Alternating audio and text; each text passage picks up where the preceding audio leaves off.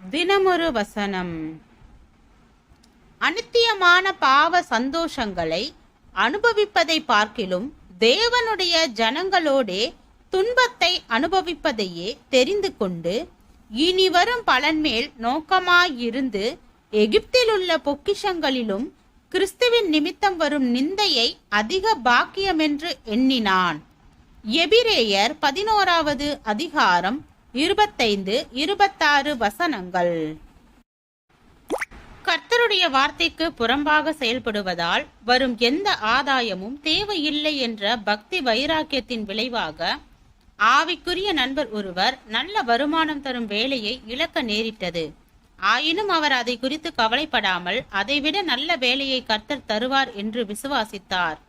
ஆனால் அவர் எதிர்பார்த்த விதமான நல்ல வேலை கிடைக்கவில்லை. தன்னுடைய பக்தி வைராக்கியத்திற்கும் விசுவாசத்திற்கும் ஏற்ற பலன் இல்லையே என்ற உணர்வு அவரை சோர்வுக்கு உள்ளாக்கியது.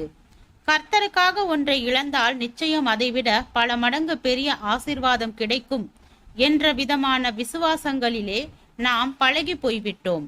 எனவே இழப்புகளையும் நஷ்டங்களையும் கஷ்டங்களையும் நாம் சந்திக்க நேரிடுகின்ற போது சோர்ந்து போகின்றோம்.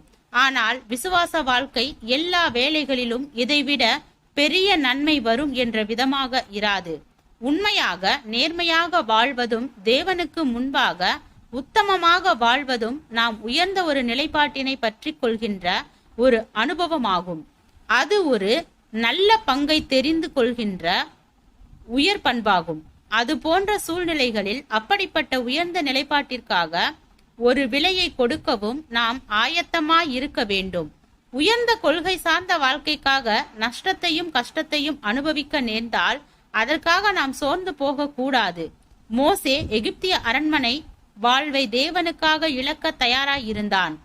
ஆனாலும் எகிப்திய உயர்நிலையை இழந்தால் தேவன் இஸ்ரவேலர்களுக்கு தன்னை தலைவனாக மாற்றுவார் என்று அவன் எண்ணவில்லை. அநித்தியமான சந்தோஷங்களை இழந்து தேவ ஜனங்களுடன் பாடு அனுபவிக்கின்ற ஒரு நிலைக்கே தன்னை ஆயத்தப்படுத்தினான். அவன் தன்னுடைய தியாகத்திற்காக ஒரு உயர்நிலையை பிரதிபலனாக எதிர்பாராமல் ஒரு தாழ் நிலையையே மிக மேன்மையாக எண்ணினான். உயர்ந்த ஒரு பிரதிபலன் வரும் என்ற எதிர்பார்ப்பையே விசுவாசமாக்கிவிடக் கூடாது.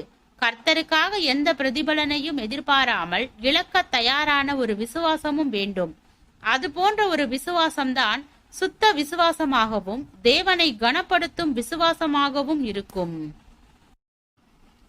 ஜெபம். தேவனுக்கு ஸ்தோத்திரம். தேவனே, நாங்கள் எங்களுடைய வாழ்க்கையில் தேவ ஐக்கியத்தில் நிலைத்து இருப்பவராகவும் விசுவாசத்தில் உண்மையுள்ளவராகவும் சரியான வழியில் நடப்பவர்களாகவும் வேதத்தை பின்பற்றுபவர்களாகவும் வாழ கிருபை பாராட்டும். ஆமென்.